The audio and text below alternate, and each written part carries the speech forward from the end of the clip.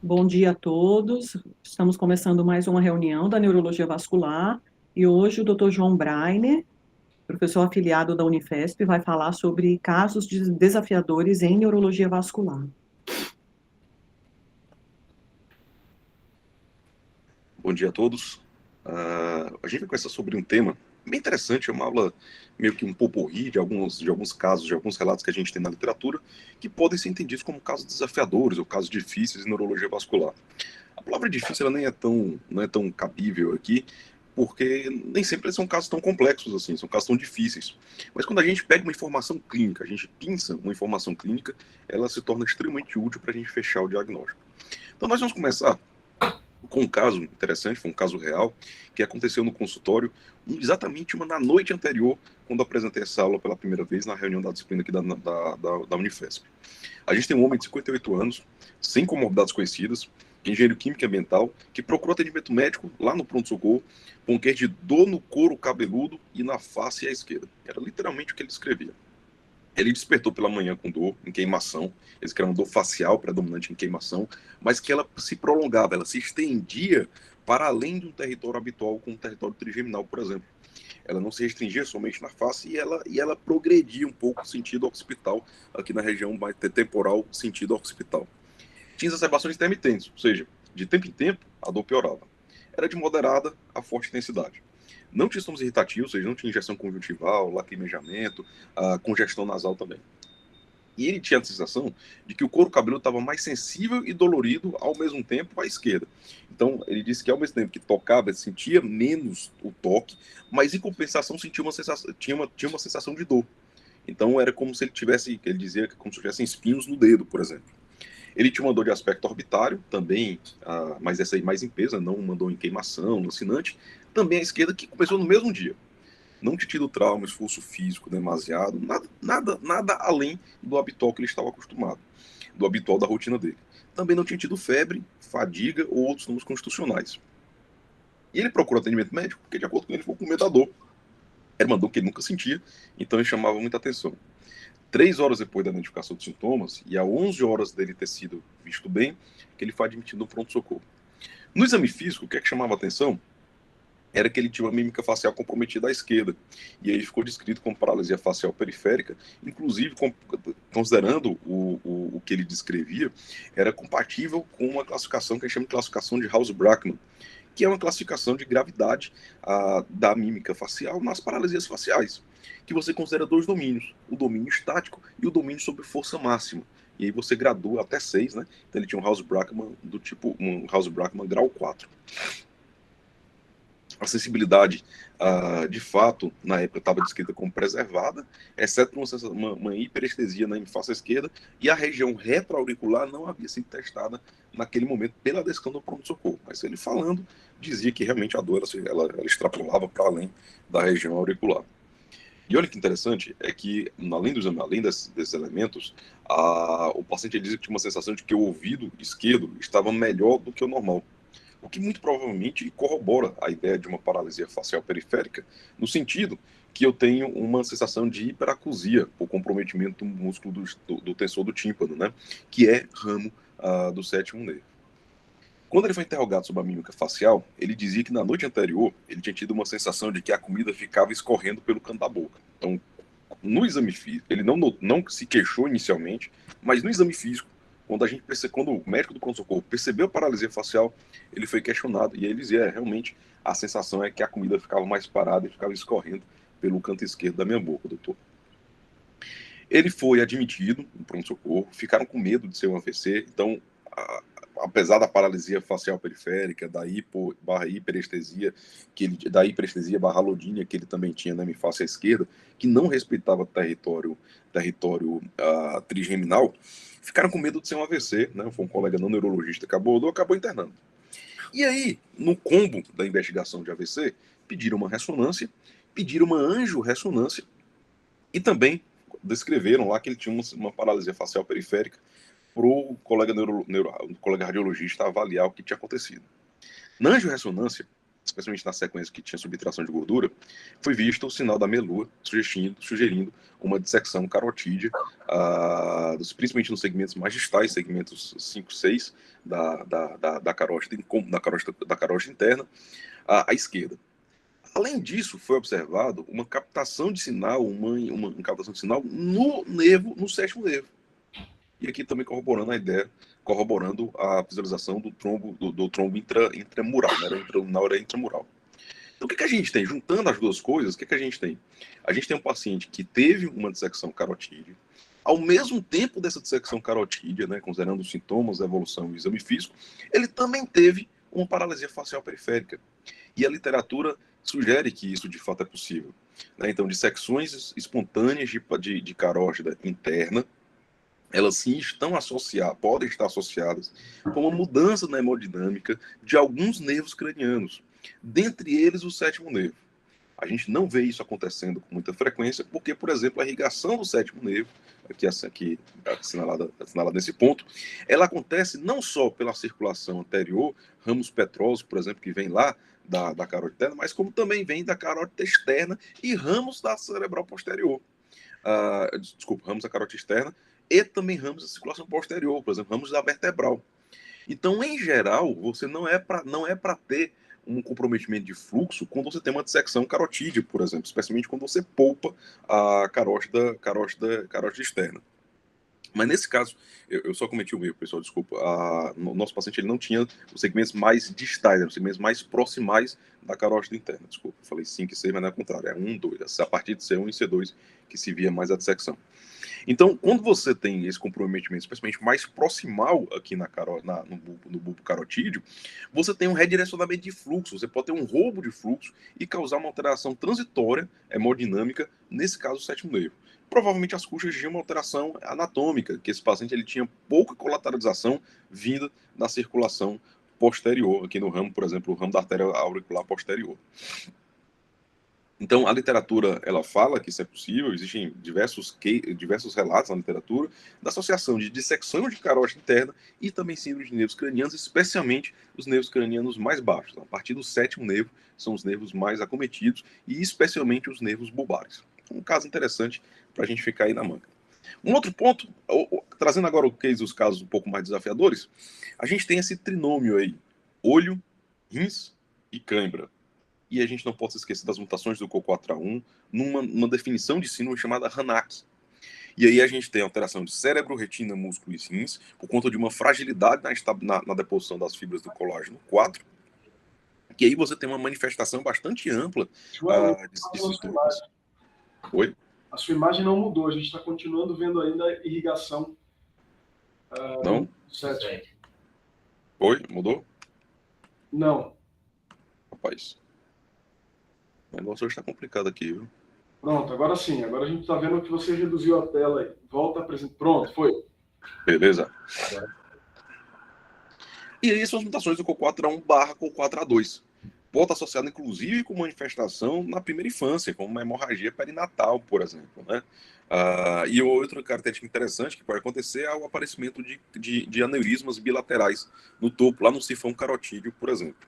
A manifestação é bastante larga, né, de 20 até 60 anos de idade, mais ou menos, e a gente tem que lembrar dessa manifestação, que é o HANAC, que é a angiopatia hereditária, com nefropatia, aneurisma e cãibras, dando tanta isquemia quanto hemorragia cerebral. E aí, só para mostrar as hemorragias retinianas que podem acontecer, tortuosidade de vasos retinianos, apresentação de múltiplos aneurismos, especialmente nos sifões carotídeos, e manifestação sistêmica, você pode ter cistos renais. Uma outra manifestação que é semelhante ao espectro do COL4A1, que é o foco C1, e é acontecendo principalmente mais em crianças. Lembrar que acontece também microangiopatia e acometimento ocular, especialmente no que a gente chama de diginesia do segmento anterior do olho, que é o diagnóstico, inclusive, diferencial com Axenfeld-Rieger syndrome, né? Pode se associar com PITX2, e aí são pacientes que geralmente têm fibrilação atrial, e a grande dica clínica é dolicoectasia e aumento dos espaços perivasculares, algo completamente desproporcional nesse aspecto, esse aspecto tigrado, enranhadura, na verdade, desculpe, que acomete principalmente os hemisférios cerebrais, mas também pode ter envolvimento cerebelar. Então, lembrar disso.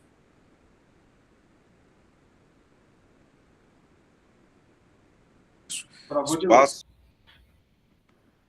Estranho, cara. Então acho que é um processamento do próprio computador. Parece que ele tá passando. Agora tá aparecendo a imagem. Isso, agora tá vendo uma imagem tigroide aí. Beleza. E outra dica clínica é esse aspecto de carótidas que se beijam, carótidas que no sifão que se aproximam lá da linha média, certo? Estão vendo o pé de mol? Sim. Beleza. O outro pé de mol. Pé de mol já é uma expressão exagerada do COCO4A1, mas mais fenotipicamente diferentes. A apresentação é bastante larga, de 12 até 50 anos. Você pode ter ataxia, desartria, parestesia, alteração de humor, demência e eventos cerebrovasculares súbitos. Grande dica do pé de mol são eventos sucessivos, né, doença de pequenos vasos também, eventos sucessivos, especialmente na ponte. Praticamente todos restritos na ponte, certo? Como eu coloquei aí, você pode ter outras estruturas envolvidas, mas predominantemente na ponte. Essa é a grande dica. O outro é o Trex 1. Parecido com o COCO4A1, a diferença é que agora eu vou ter mais telangiectasia perifoveal, edema macular, enxaqueca e... Travou de novo, viu? Tá vendo pé de mal ainda. Deixa eu só... Deixa assim, João. Faça assim, não aumenta não a tela. Deixa eu só fazer deixa eu tirar a apresentação. Deixa eu entrar novamente. Eu vou entrar novamente.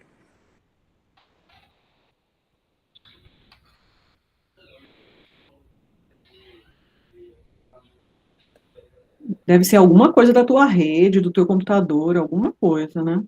Que estranho. Tenta compartilhar a tela toda do computador e não só a apresentação. Tá sem som agora. Revolução das máquinas em caso hoje.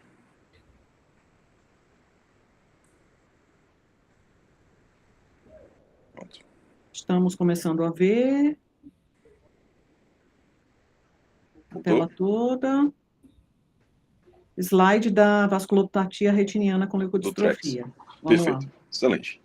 E aí, a gente tem que lembrar que existe o HERNS, nesse caso, né, que acontece principalmente nesses pacientes com TREX 1. E a grande dica clínica para imaginar TREX 1, pessoal, além desse edema foveado, além desse edema macular que existe, das telangiectasias perifoveais, são as lesões intraparenquimatosas com impregnação de contraste, com aspecto tumefativo. Então, essa é a grande dica para imaginar TREX 1 e não, por exemplo, o COCO4A1. Lembrar que o diagnóstico diferencial pode ser com alcadia Gutierrez, né, diferente, são as manifestações cognitivas, a idade, a apresentação, quando a gente tem, por exemplo, essas calcificações intracranianas, especialmente classificações intraventriculares. O diagnóstico diferencial tem que lembrar também de CMV congênito, tá bom? E além de Labrune, que pode ter calcificações intracranianas, mas também tem formação de cisto, é o diferencial do Labrune. Estão vendo a outra tela? Cognição precoce? Sim. Cognição precoce, enxaqueca e eventos focais. Alguém tem alguma sugestão? Cadazil, no aspecto dominante, né? Hoje a gente fala, inclusive, na literatura de cadazil do tipo 2, né? Foi discutido recentemente no Congresso Brasileiro de Neurogenética. E aí, opa, isso aqui foi só pulou, essa é a angiopatia amiloide hereditária, pessoal, que também existe, né? Travou. João, deixa sua tela aberta. Isso. Vou fazer isso mesmo, verdade. Desculpa, pessoal, perdão. Que é a angiopatia amiloide hereditária, relacionada ao gene da APP, certo? Tem que lembrar desse conceito, e aí já fica a dica para os nossos colegas dos fellows para revisar os critérios da angiopatia amiloide pelos critérios de Box 2.0, certo? E aí a gente tem que lembrar do cadazil para a mutação do NOT3. Apresentação bastante dinâmica, né? Existe uma variação grande de manifestação, inclusive pacientes que podem ter lesão intraparenquimatosa, né? São pacientes que carregam a mutação, que têm a mutação do NOT3, mas que têm pouco ou nenhuma manifestação cognitiva, por exemplo. Apesar de acontecer, e na maioria dos pacientes, especialmente antes dos 60 anos de idade, certo? Tem um caso emblemático de um paciente que eu vi com o Dr. Moore lá nos Estados Unidos, de um paciente que tinha feito uma cirurgia plástica, uma rinoplastia, teve uma complicação no intraoperatório, fizeram ressonância e deram um diagnóstico para ela de esclerose múltipla, mas que não precisaria tratar porque esses tons estavam controlados e eram lesões não captantes de contraste. E ela ficou apenas acompanhando, ela fez 1, 2, 3 ressonâncias aí no intervalo de mais ou menos 15 anos. O pai dela não tinha contato.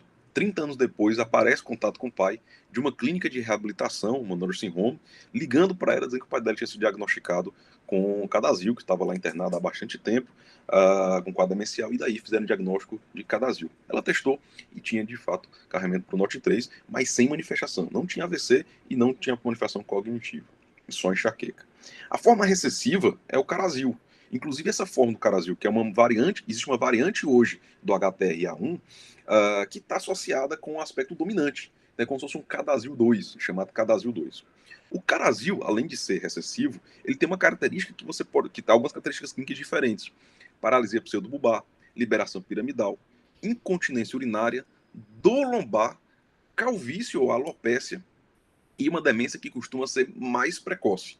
Então, mais precoce ainda do que o Cadazil, que acontece menos de 60%, menos de 60 anos, em 60% dos casos. De aspecto de neuroimagem, nós temos, além do acometimento, por exemplo, de polo temporal, que é bem característico, bem sugestivo do Cadazil, você tem esse aspecto arqueado em C, que fica na ponte, certo? Pegando ponte e pedúnculos cerebelares. Essa é uma descrição de uma família, foi a primeira descrição de uma família ocidental, foram 7 ou 8 membros da família do Cadazil, que foi feito aqui no Brasil, nos Estados Unidos, como foi o Dr. Moore, que inclusive fez. Outra dica, outro case: acroparestesia, enxaqueca, rins, coração, neuropatia, comportamento / depressão. Alguém sugere alguma coisa? Fabry, doença de Fabry ou doença de Fabry, é uma doença relacionada à deficiência de alfa-galactosidase. É uma doença relacionada ligada ao X, né, no HLA, no gene GLA, e a característica do Fabry é que ela é muito camaleônica. Então, desde manifestações só como acroparestesia, até oclusão de veia retiniana, depressão, AVC de repetição. Na imagem, lembrar do hipersinal no T1, no pulvinado tálamo, além, obviamente, do envolvimento de substância branca. Não tem um gradiente específico, mas envolvimento de substância branca. Pode ter, inclusive, microhemorragia. Cadazil, inclusive, pode ter microhemorragia. Microbleed você encontra até 30% dos pacientes com Cadazil. No Fabry, o que chama atenção, algumas manifestações clínicas que chamam atenção, por exemplo, dolichoectasia, especialmente do sistema vértebro-basilar. Os angiosqueratomas acontecem principalmente em região de Bermuda. E aqui na córnea, a gente vê o aspecto de córnea verticillata, né? Um termo aí da botânica, córnea verticillata, quando você faz análise por lâmpada de fenda. Livedo, eventos vasculares recorrentes. E enxaqueca? Alguém tem alguma sugestão? Snedon. Snedon, quem foi que falou? Eu. Eu quem? Paulo. Paulo? Saulo, professor. Saulo? Saulo, desculpa, certo.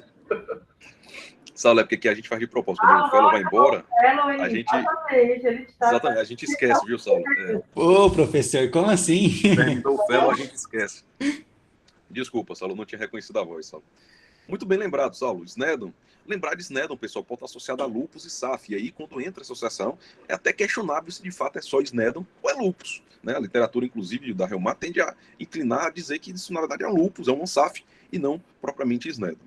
Lembrar de mulheres, jovens, 20, 42 anos, com livedo, geralmente tem hipertensão arterial, né? A gente tem até quase 70% dos pacientes com história de hipertensão arterial, enxaqueca, e aí você pode usar como tratamento, nesses casos, ifedipina para diminuir os sintomas de pele, e utilizar e anticoagular nesses casos, especialmente naqueles quando você tem SAF, quando você tem autoanticorpos para SAF, especialmente 2 autoanticorpos. Em termos de comportamento e estilo de vida, cessar tabagismo e tirar anticoncepcional oral combinado, certo? Muito bem. Estão vendo aí a tela? Tá no Snedon. Tá no Snedon. Opa, rapaz, então não vou... Porque tinha as animações, beleza. Vasculite, asma, eosinofilia... Só parando um pouquinho no Snedon, né? Então, Desculpa. De conduta clínica, né? Então, num paciente que você fez o diagnóstico que é absolutamente clínico de Snedon, né? Porque você não tem os antifosfolípides, ele teve um evento vascular, por exemplo, teve uma TVC. Qual a indicação de tempo de manutenção de anticoagulação e com o quê? Essa é uma pergunta que, na verdade, não tem resposta, Torgi. A literatura ela recomenda que a anticoagulação ela acontecer só nos casos que você tem associação com SAF. Então, para Snedon puro, não tem uma recomendação estrita de anticoagulação. O que é angustiante, né? O que é angustiante para a gente. Do ponto de vista, porque o Snedon assim, quando você tem o primeiro evento vascular, né, o risco de recorrência, ele é alto, assim, durante muito tempo ele foi visto como um SAF sem os anticorpos positivos, né, talvez seja até algum anticorpo que a gente não conseguiu dosar, né, Então, eu desconheço algum serviço que não anticoagule um paciente que você faz o diagnóstico de SNEDL com um evento trombótico, principalmente se ele for venoso, né? Sim, sim. Não, Parte... anticoagular, sim, o tempo de anticoagulação, talvez a permanência de anticoagulação mais prolongada, que talvez seja questionamento. Apesar da literatura não recomendar estritamente, não falar assim, olha, tem que obrigatoriamente anticoagular, mas eu concordo. Porque, claro, que a gente não tem os estudos clínicos randomizados, a gente tem SAF porque é uma síndrome rara. Exato. Mas eu concordo que realmente é angustiante não anticoagular. Eu tenho uma paciente que eu anticoagulei. Eu dei diagnóstico, inclusive, quando ela voltou no consultório, estava esperando na sala de recepção, e aí ela estava com um vestido mais curto, sentada na cadeira de rodas. Quando eu abri a porta, eu falei, bicho, isso não é bom. E a gente não conseguia ver quando ela estava internada, porque ela sempre dizia que estava com muito frio e sempre ficava muito coberta. E mesmo quando a gente ia avaliar a força, a gente colocava o lençol em cima, só fechava, né, para deixar ela resguardar a privacidade, e aí a gente não via a pele dela, né? Então eu cheguei a vê-la duas vezes, mais ou menos 2 ou 3 vezes na enfermaria, e eu não tinha percebido isso na pele. E até porque ela sempre estava muito aquecidinha. Quando foi no consultório, quando ela chegou na sala de recepção, quando eu abri a porta, né, nível clássico, tipo, assim, de cima até embaixo, ela tinha. Muito bem. O outro que nós temos aqui, pessoal, quando eu tenho vasculite, asma, eosinofilia, presença de ANCA, pode ter tanto P quanto C ANCA, e parquimendite associada, a gente tem que lembrar de Churg-Strauss. E eu vou ver se eu consigo mostrar a primeira tela. Churg-Strauss. Lembrar da tríade, né? Rinocinusite crônica, asma, eosinofilia periférica. Cuidado para não confundir com a síndrome da eosinofilia, certo? Síndrome da eosinofilia periférica é um acometimento diferente. Você pode ter envolvimento do sistema nervoso central, que geralmente é encefalopatia, são quadros mais graves, que não obrigatoriamente estão relacionados com recorrência de AVC ou eventos cerebrovasculares recorrentes, certo? Muito bem. Cefaleia, dor facial, sintoma sistêmico, mais envolvimento ocular, geralmente perda de acuidade visual e déficit focal. Lembra de alguma coisa? SUSA que é interessante, né? Mas SUSA que tem a tríade do SUSA que é encefalopatia, né? SUSA que geralmente tem a tríade da encefalopatia. O olho realmente tem impância, pode ter panveíte, principalmente mais posterior. A SUSA que não costuma dar tanto evento isquêmico, não costuma dar cefaleia, SUSA, e tem a tríade da encefalopatia, né? Nesse caso, a gente não tem encefalopatia propriamente. Se eu disser assim, paciente idoso, ajuda? Arterite de células temporais, perfeito. E a arterite de células gigantes, arterite de células temporais, lembrar que sintomas sistêmicos acontecem em cerca de 40% dos pacientes, especialmente, desculpa, na imensa maioria, e febre em 40% dos pacientes. A maioria desses pacientes vão ter sintomas como mastenia, fadiga, etc. Lembrar que isso acontece predominantemente em pacientes mais idosos, acima de 50 anos de idade, é tanto que é um critério diagnóstico. Você precisa 3 dos 5 critérios abaixo que eu estou descrevendo aí, dentre eles o VHS maior ou igual a 50. A evidência de alteração na artéria temporal não é obrigatório. Então não precisa pedir biópsia da artéria temporal para todos os casos. Você pode, inclusive, abrir mão de avaliação por Doppler. Você pode fazer um ultrassom Doppler para avaliar se tem a alteração que existe uma alteração com sensibilidade em torno de 70% e especificidade está aqui até 82%, que é o sinal do halo, certo? Que é um sinal de hipoecogenicidade quando você faz ultrassom da artéria temporal. Em termos de tratamento, lembrar que é uma doença de aspecto de cunho imunogênico, então você precisa tratar com imunoterapia esses pacientes, 1 mg por quilo por dia, ou 40 mg, dividido em doses, na maioria que é adequado na maioria dos casos. Lembrar que esse tempo de tratamento geralmente é em torno de 2 a 4 semanas. Você vai fazendo um tapering, né? Você vai diminuindo essa dose progressivamente a cada 2 semanas, até o paciente ficar com uma dose de manutenção que gira em torno aí de 5 a 10 mg dia. E um outro ponto interessante é que em alguns casos você pode precisar, inclusive, de imunossupressão. Metrexate, azisoprina, são documentados na literatura, até rituximab, para mediar os sintomas de artéria células gigantes. E uma dica clínica é necrose de língua, especialmente de frênulo de língua, certo? Além da hiperestesia de scalp, né? O último paciente que eu tive é uma avózinha que ela não conseguia mais pentear o cabelo. E eu perguntei para ela, você sente dor quando penteia o cabelo? Ela, exatamente, doutor. Coloco a escova, eu sinto bastante dor. AIT recorrente, sintomas na hiper... A hipoecogenicidade é na parede do vaso, é isso? Na parede do vaso, exato, na parede do vaso. Aqui no sinal da seta aqui, ó. Eu acho que a grande avanço no tratamento da arterite temporal não é rituximab, né? É o tocilizumab, né? Tocilizumab, desculpa. Tocilizumab, exato. bem, né, É. interessante, mostrando benefícios, assim, vários serviços já usando o tocilizumab, Isso. principalmente como um poupador de corticoide, e um trabalho que, na minha opinião, assim, foi um dos trabalhos assim que mais me abriu os olhos para a gente começar a entender essas doenças inflamatórias e autoimunes. É um trabalho que está no Neurology, eu acho que é mais ou menos 1 ano e meio, 2 anos atrás, em que foi pesquisado aí a presença de zoster, né, nas biópsias de arterite temporal, com um achado assim muito elevado, assim, 96%, acima exatamente de 80%, né, de material genético de vírus F zoster nas arterites temporais. Né? E aí a Então, gente tem evidência indireta, né, Gê, com trabalhos de vacinação com zoster e com redução, né? Então, Isso. é um dos motivos pelos quais parece que a vacina do zoster reduz AVC. A gente teve aquele trabalho do JAMA Neurology, isso. mostrando uma redução de AVC de 16% pós-vacina de zoster. Exato. E uma das possibilidades é o zoster, tanto na temporal como talvez em outras etiologias que a gente ignora, sendo aí uma carga epigenética a mais que facilite a aceleração de ateroma, lacuna e etc, que a gente na verdade não entende bem, né? Mas o danadinho do zoster está aí também. É o que faz muito sentido, né? Não vacinam, vale a pena. O que faz muito sentido, vendo o zoster como um vírus extremamente neurotrópico, vasotrópico, né? Então ele é um vírus que realmente pega vaso, né? Até as arterites focais, as ateropatias focais em crianças, por exemplo, classicamente estão associadas à infecção com a infecção pelo zoster, né? Então realmente faz bastante sentido. Eles viram quando você faz a biópsia, você vê aqueles células, corpos de Zanck, se não me engano, que são suscetíveis de alteração pelo zoster, né? Muito bem. E aqui a gente tem, isso que é bem interessante, a gente vê muito no nosso ambulatório, os meninos veem muito no Doppler, AIT, hiperventilação, declínio cognitivo e atrofia cerebral. Moia-moia? Moia-moia, ou moia-moia, né? Falando em japonês, Saulo, moia-moia. E aí a gente tem que lembrar AITs recorrentes, cefaleia, declínio cognitivo, que pode ser leve ou acentuado, e AITs induzidos por hiperventilação. Quando você hiperventila esses pacientes, geralmente você consegue identificar uma exacerbação dos sintomas, porque você exacerba, você estressa o sistema de colaterais, que já é um sistema que já está estressado nesses pacientes, aguçado e estressado, e você pode levar a déficits focais.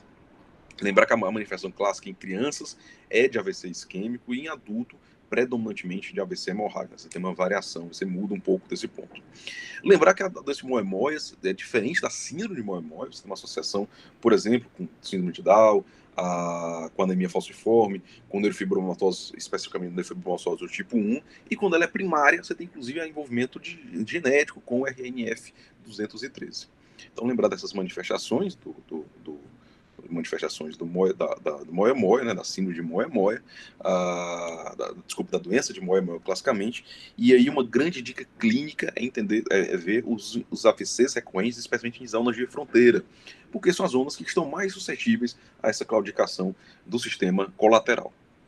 Angiopatia amiloide, eventos frustros transitórios e de difícil topografia.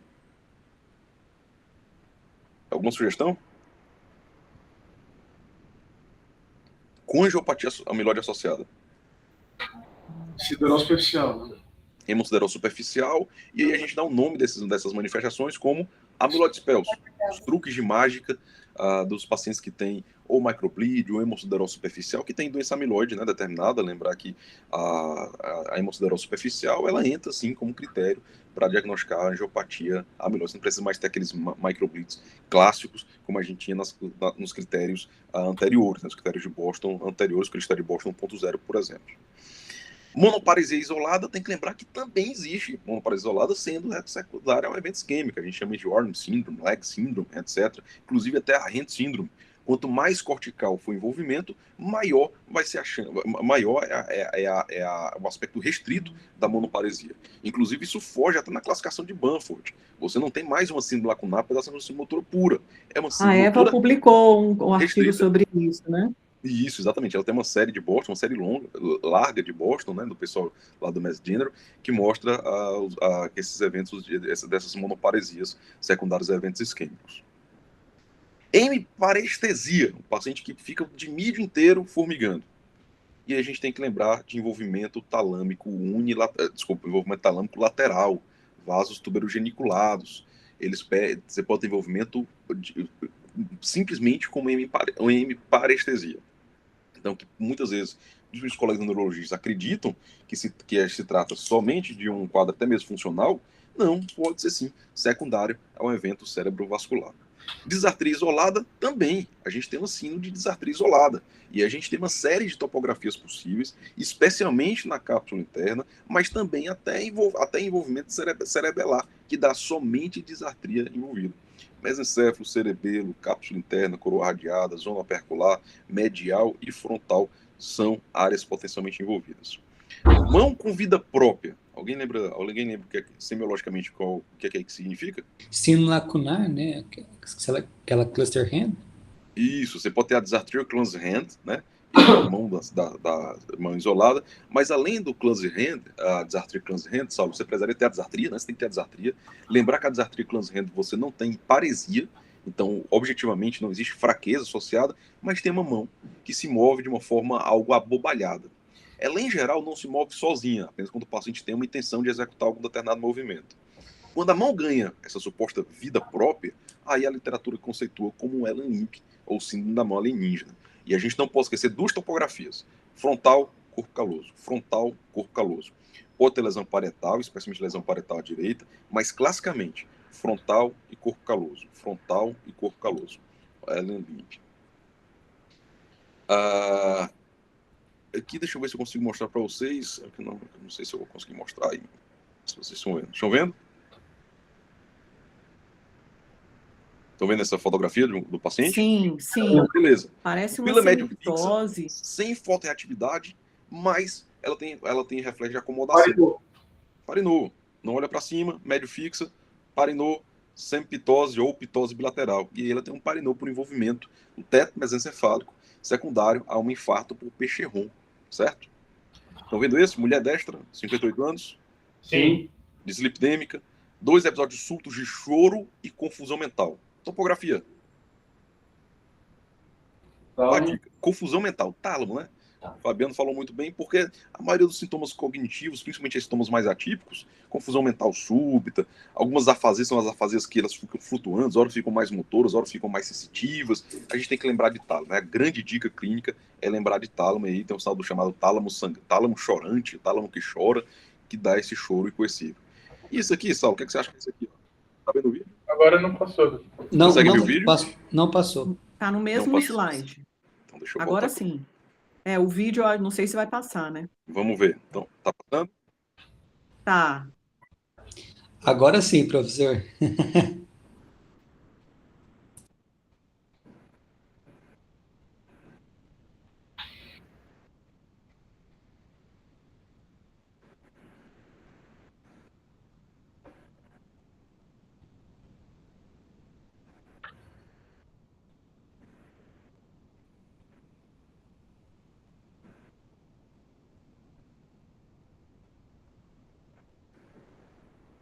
Parece que tem uma decomposição de movimento do lado direito.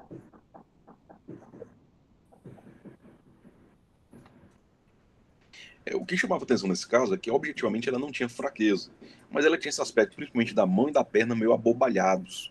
Principalmente a mão, que Pois estava a nesse aspecto perna abobalhado. não Você faz tá vendo? parte da síndrome, né?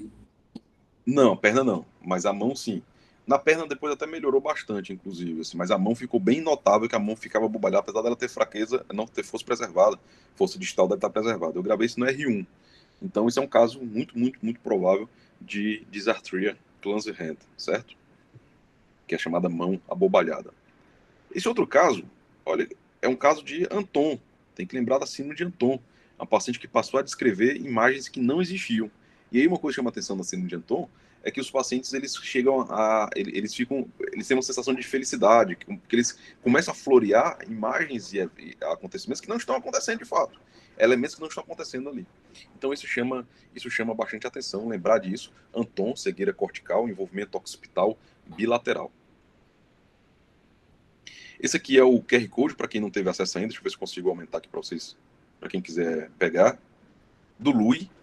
É um aplicativo que está se atualizando constantemente. A gente está fazendo atualizações praticamente a cada 15 dias. Inclusive, vamos subir agora as imagens tanto a imagem de ressonância quanto as imagens vasculares, mostrando as artérias provavelmente envolvidas. Eu digo provavelmente envolvidas porque nós temos sintomas e sinais neurológicos que podem ter mais de uma topografia, né, com certeza. E aí o Louis ele tem um algoritmo capaz de identificar isso. Quais são os sítios mais comuns? Nós estamos aperfeiçoando agora a parte de síndrome de tronco cerebral, evitando que ele coloque tudo numa única síndrome, como estava acontecendo, estava sendo um certo vício para Wallenberg, e aí a gente está colocando elementos que fazem excluir uma topografia em relação em detrimento da outra, para não dar sítios improváveis. Então é o Louis, em homenagem ao professor Louis Kaplan, porque a grande inspiração foi o livro Stroke Syndrome, né, que é dele, e do professor Biller. Vale muito a pena, a gente está na fase beta, né, a fase de coletar, de aprimorar e coletar a experiência do usuário, então fique à vontade. Tem lá um botão para, tem assim, leave your comment, então você pode deixar o seu comentário, sua sugestão de topografia, caso você ache que existe algum erro, etc. Nós iremos apreciar fortemente. O mais importante, a ideia não foi minha, a ideia é de um residente de neurologia R2, hoje é R3 lá de Ribeirão Preto. Eu só entrei para ajudar a amadurecer a ideia e ajudar a criar o banco de dados, então, mas a ideia é dele. E aí é um ato muito louvável de um rapaz que está estudando e se aprimorando muito e que certamente será um expoente aí na neurologia vascular. Não passou, João. Opa. Obrigado. Só isso. Agora sim. Pronto. Como diz a doutora Gi, muito bem.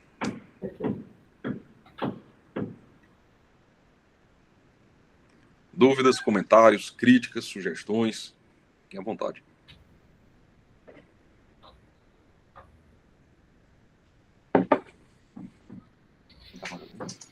Oi, João, tudo bem? Vinícius falando. Oi, Vinícius. Não, Vinícius, a gente tá com saudade. Pois é. Eu tô devendo, inclusive, responder uma mensagem sua. Pois é.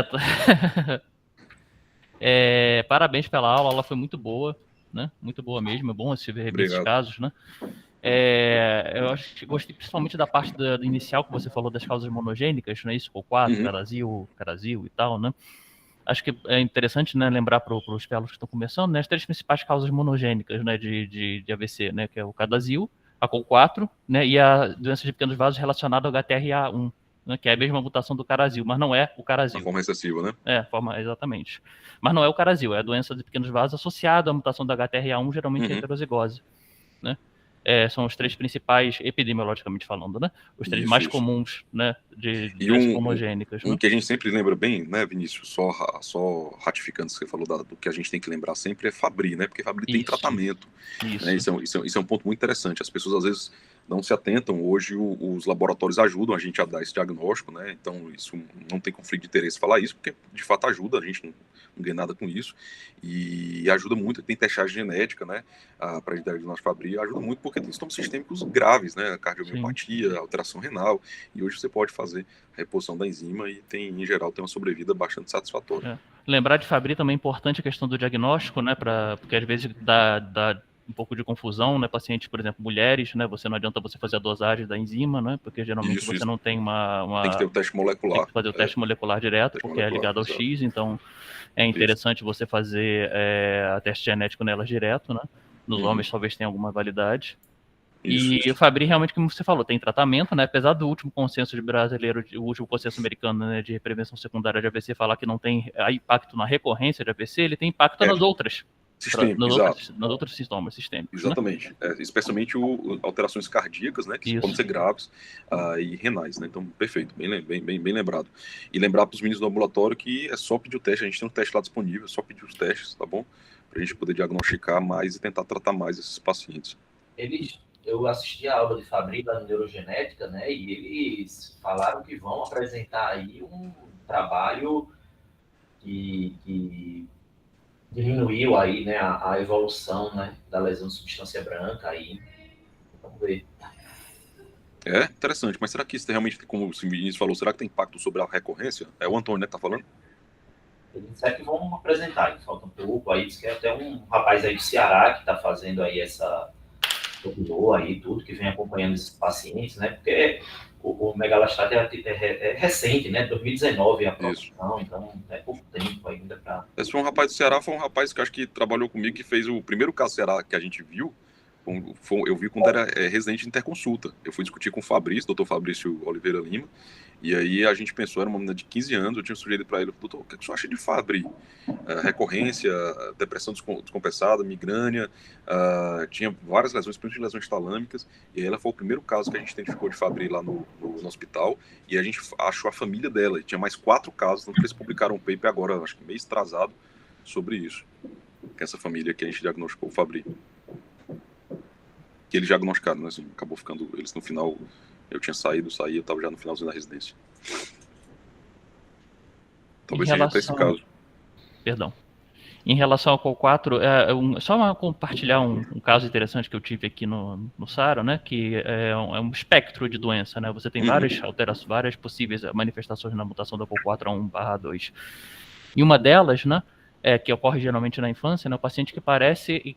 Esse paciente que eu vi, por exemplo, tinha sido diagnosticado com paralisia cerebral, né? Tinha alteração de microangiopatia que parecia ser isquêmica e tinha uma porencefalia, só, né? E regressão neurológica, essas coisas. E permaneceu estável, até que ele fez um AVC hemorrágico. Entendi. Né? E aí isso faz parte também do espectro, né? Paciente que tem microangiopatia, que tem porencefalia associada, né? Desde a infância, né? Claro, né? E abre um quadro também com AVC hemorrágico, né? Também faz parte, é um dos espectros da COL4, né? Exatamente. Bem, eu até coloquei no slide, que é uma boa lembrança sobre isso. Eventos hemorrágicos também estão associados, né? Tanto o COL4 até o TREX também estão associados. Isso, e aí a gente tem que, isso é importante para lembrar quando a gente pega um paciente jovem com evento hemorrágico, para não jogar tudo na classe ou do indefinido ou meramente hipertensivo, né? Sim. Então, a gente realmente tem que lembrar dessas condições genéticas que podem dar a hemorragia, né? Até mesmo a própria moia-moia, né? Você é um paciente que você faz moia-moia, paciente jovem, e aí não tem evento isquêmico, mas faz evento hemorrágico e você fica sem investigar o motivo. Lembrar que existem scores que ajudam a gente a tentar identificar essas causas vasculares secundárias, que é o SCH score, né? Então, lembrar que pode ajudar a gente a investigar e achar um moia-moia nesses pacientes também, por exemplo. O moia-moia também, só lembrando, né, para o pessoal, tem a European Stroke Organization lançou recentemente um guideline, né, de manejo, né, de doença de moia-moia, né? Acho que é interessante o pessoal dar uma lida, né, os fellows e tal. Sim, sim. Principalmente pelo volume de casos que a gente tem aqui, né? Sem dúvida.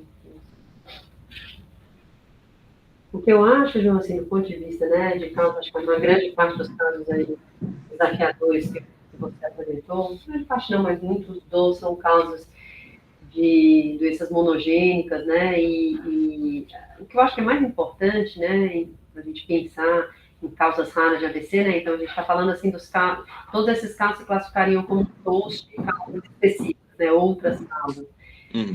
A gente saber quando suspeitar, sabe, assim, é sempre interessante ver uma aula de genética ou de casos raros em que você apresenta vários casos lindos e tudo, e você sai dali e você não sistematiza o quando é que eu vou pedir isso, né, então, o número de diagnósticos genéticos, né, só aumenta, né, então, o que eu acho que falta é a gente ter um algoritmo de paciente com doença de substância branca sem diagnóstico, quando é que eu vou ficar tranquilo de dizer essa é uma microangiopatia do hipertenso diabético, quando é que eu vou pedir um painel, quando é que eu vou pedir um exoma, né?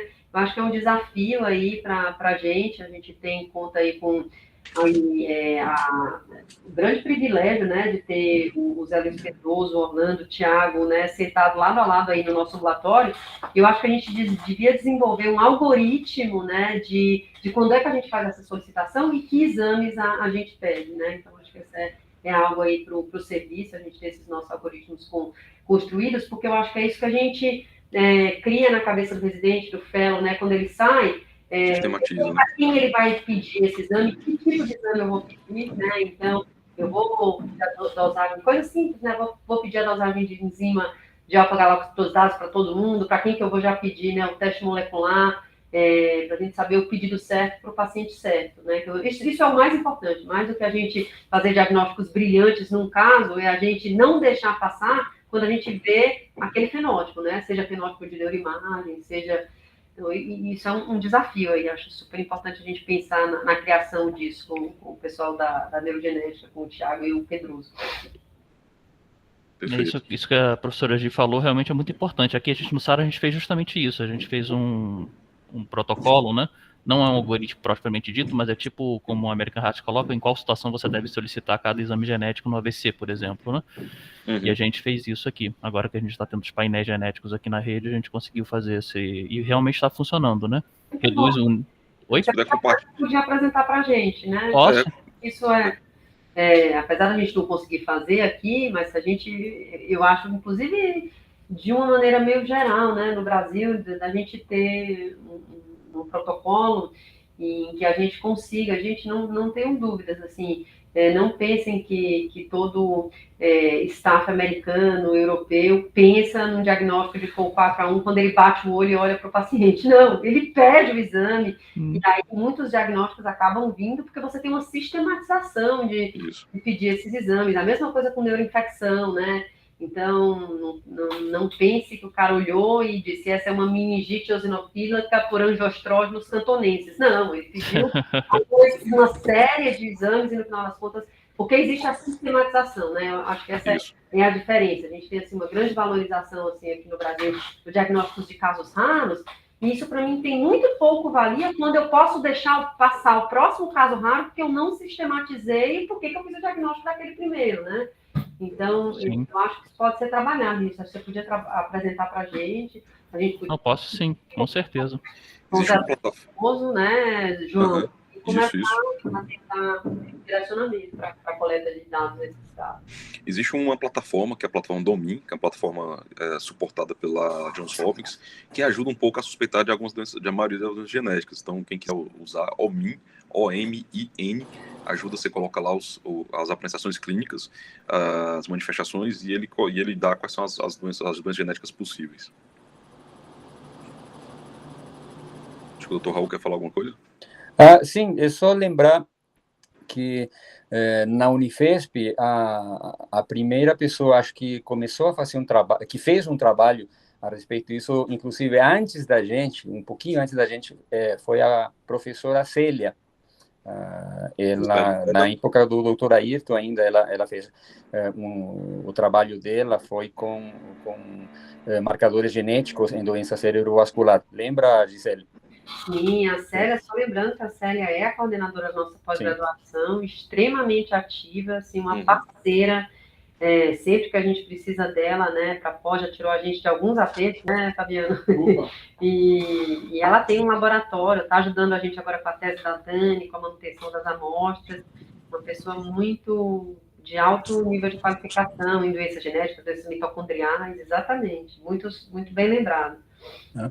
E aqui eu acho muito interessante a questão é que nós precisamos uma mudança de chip, assim, uma mudança de chip cerebral, porque lidar com doença cerebrovascular é exatamente o oposto na neurologia à doença rara, né?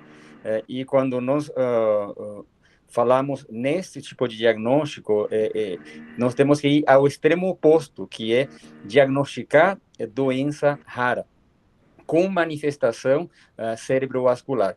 E aí que nós temos dificuldades e os casos são infrequentes mesmo e é muito fácil não diagnosticar e precisamos assim de muita expertise, precisamos de bastante experiência e conhecimento clínico e conhecimento de outras patologias, de outras especialidades, até para poder fazer o diagnóstico nestas situações. Então, é realmente uma área bem mais exigente. E eu acho que é um espaço muito bom no serviço e no ambulatório, começar a criar um núcleo para estudar melhor e ter o espaço, digamos, para as situações raras em doença cerebrovascular, que uma vez que você abre esse núcleo, os casos aparecem.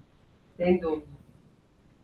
E acho que entender, Raul, que a importância maior da genética em doença cerebrovascular são as doenças poligênicas, né? Com certeza. São os scores poligênicos para determinar o risco, porque a maior parte dos nossos pacientes não são doenças monogênicas, né? Mas as doenças monogênicas, elas têm o seu grande papel, né? De entendimento, né? De fisiopatologia.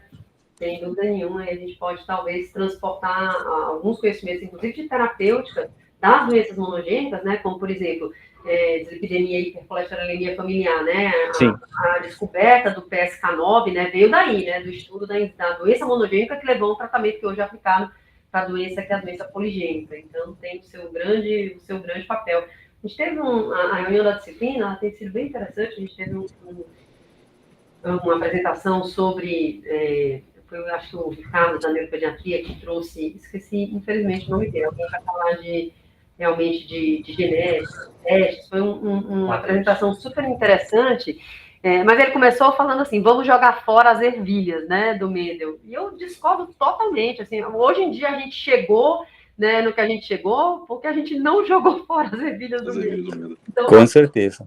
A doença monogênica, ela é um modelo puro, né, o doente que tem só aquilo, então, que eu posso, com certeza, traduzir, talvez, para tratamento de doenças poligênicas. Então, acho que aqui a gente tem um paralelo, né, das duas coisas. Tá certo. Parabéns, João, pela apresentação, excelente. Maravilhosa. Obrigado. Parabéns, João. Realmente, o desafio que o Raul falou é desafiador mesmo, né? Você pegar manifestações super frequentes, que é a manifestação do AVC, e tentar encaixar algum diagnóstico de doença rara. Realmente é difícil. Parabéns a todo mundo. Pessoal, obrigada pela presença de todo mundo. Super bem prestigiada a sua aula, viu, João Brainer? Obrigado. Tá bom? Bom dia a todos. Até mais. Tchau, pessoal.